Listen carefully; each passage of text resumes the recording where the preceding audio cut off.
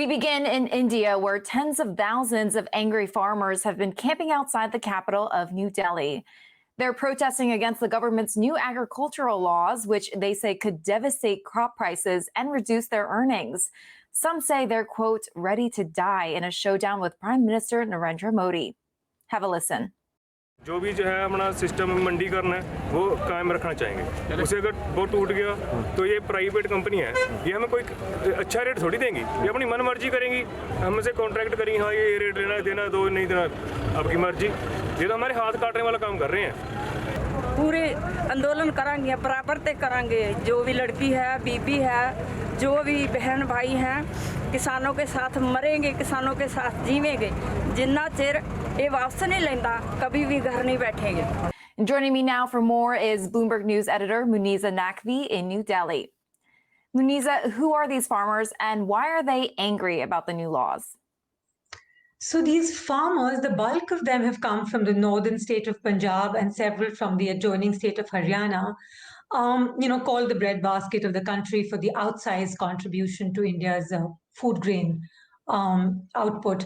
And they are protesting a series of new laws that Prime Minister Narendra Modi's government brought in September.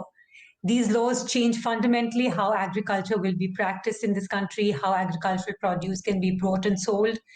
And this is something that the farmers say that they weren't consulted enough, and they say that these laws will be devastating for how farmers earn a living, and they want these laws repealed. And some brought with them mattresses, blankets, and utensils. They look like they're there for the long haul. Do you think that's the case?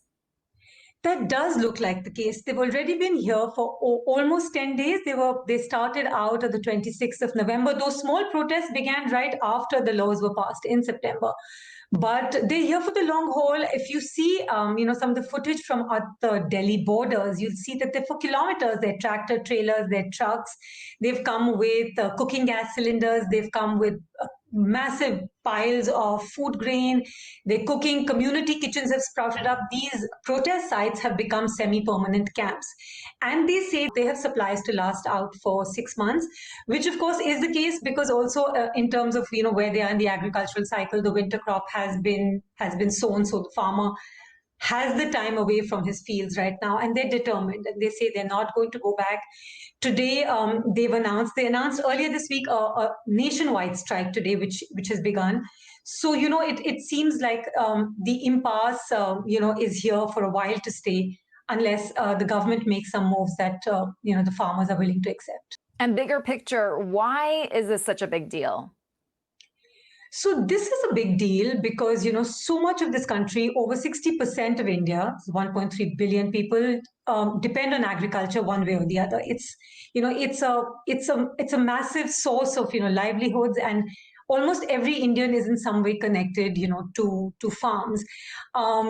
These farmers are also, because of the sheer size of this sort of population, they're also a very important vote bank. Farmers are very politically powerful.